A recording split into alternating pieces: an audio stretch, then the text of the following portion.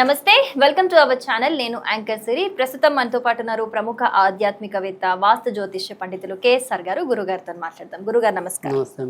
గురుగారు, మనం జూన్ మాస ఫలితాలు చూస్తున్నాము. అందులో భాగంగా ఇప్పుడు తులారాశి గురించి చెప్పండి గురుగారు. మరి గురుగ్రహ మార్పు ప్రభావం అనేది తులారాశి వారిపైన ఏ విధంగా ఉండబోతోంది? తులారాశి వారికి ప్రస్తుతం అయితే కనుక చక్కగా రాజ్యస్థానంలో గురుడు సంచరించడం అనేది ఉంది కనుక వృత్తి ఉద్యోగాల్లో గురుడు వీళ్ళకి కొంతవరకు శత్రువు అవటం వల్ల కొద్దిగా పరీక్షలు పెడతాడు ఈ వృత్తి ఉద్యోగాల్లో. కానీ అయినప్పటికీ కూడా అంతిమంగా వీళ్ళే ముందుకు రావటం అనేది అయితే కనుక జరుగుతుంది. సో ఎవరు ఎన్ని రకాలుగా వీళ్ళ మీద నిందలు మోపుదామని చూద్దామన్నా, లేదా అంతర్గత శత్రుత్వాలతో ఇబ్బంది పెడదామని చూసినప్పటికీ కూడా మళ్ళీ వాటన్నిటి నుంచి కూడా బయటపడటం అనేది అయితే కనుక జరుగుతుంది. అంతేకాకుండా వీరి యొక్క రాశికి అధిపతి ప్రస్తుతం భాగ్యస్థానంలో సంచరించడం అనేది, తర్వాత వీరి యొక్క భాగ్యాధిపతి కూడా భాగ్యస్థానంలోనే ఇప్పుడు ఈ నెలలో ఉండటం అనేది. సో అందుకని ఖచ్చితంగా తులారాశి వారికి అదృష్ట కాలంగానే చెప్పచ్చు. సో కొత్తగా ఏదైనా సరే మనోరథం అనేది ఏదైతే ఉంటుందో, అంటే మనోవాంఛ అనేది ఏదైతే ఉంటుందో అది నెరవేరడానికి దానికి సంబంధించిన అంశాలు ఏవైతే ఉంటాయో వాటన్నిటికీ కూడా ఒక రూపురేఖలు రావటం అనేది. సో ఖచ్చితంగా ఏదైనా సరే నిర్ణయాత్మకంగా వ్యవహరిస్తే, అంటే నిర్ణయాత్మకంగా అంటే కాసేపు ఇది రైటో కాదు అలాంటి జంజాటాలన్నింటినీ వదిలేస్తే ఖచ్చితంగా మంచి జరగడానికైతే ఉంటుంది. కానీ జూన్ 15 నుంచి నెలాఖరు వరకు కూడా అష్టమ స్థానంలో కుజుడు సంచరించడం అనేది జరుగుతుంది.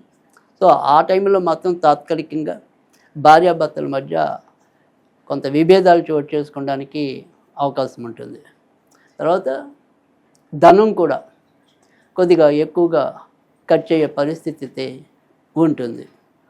కానీ ఎవరైతే బ్యాంకింగ్ రంగంలో ఉంటారో, ఫైనాన్సింగ్ రంగంలో ఉంటారో అలాంటి వాళ్ళకి మాత్రం ఆ సమయం మంచి కాలం అని చెప్పచ్చు.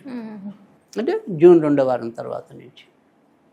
ఇక తర్వాత కొత్తగా పెళ్ళి కావాలి అనుకునే వాళ్ళు సాధ్యమైనంత వరకు మొదటి 2 వారాల్లోనే కొద్దిగా గట్టి ప్రయత్నం చేసినట్టయితే కనుక మరింత ముందుకెళ్ళే పరిస్థితి కనుక ఉంటుంది.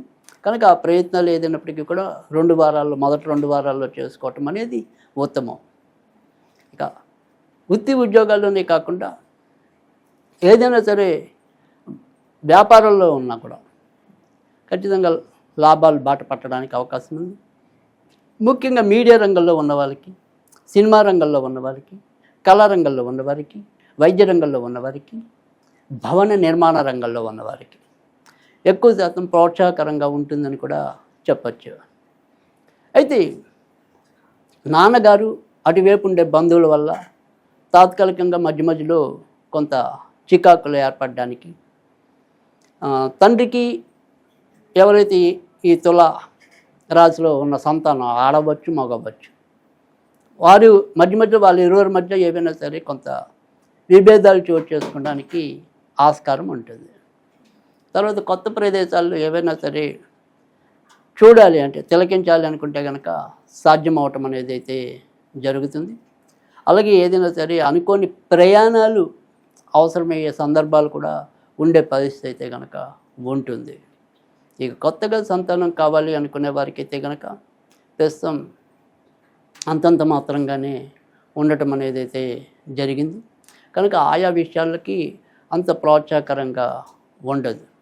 అయితే ఎప్పుడైతే ఈ గురుడు వీరికి రాజ్యస్థానంలో సంచరించడం అనేది ఉంది కనుక తులారాశి వాళ్ళు ఏ విషయంలో ఈ నెలలో ఎక్కువ జాగ్రత్త తీసుకోవాలి అంటే కనుక, ఎవరైతే ఏదైనా సరే కొద్దిగా మందు కొట్టే అలవాటు ఉన్న వాళ్ళు ఎవరైనా ఉంటే కనుక వారికి కొద్దిగా ఎక్కువ ఇబ్బంది వాటిల్లే పరిస్థితి అయితే కనిపిస్తుంది.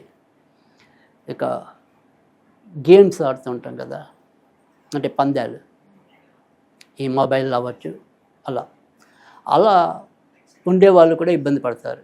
సో నష్టాలు బాట పట్టే అవకాశాలు అయితే ఉంటాయి.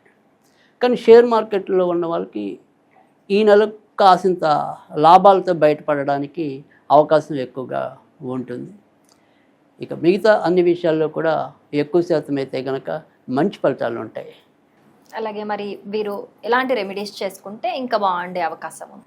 ఇది ఈ నెలంతా కూడా వీరు ఎక్కువగా ఆంజనేయ స్వామికి సంబంధించిన పూజలు చేసుకున్నట్టయితే కనుక మరింత మంచి ఫలితాలు రావడానికైతే ఉంటుంది.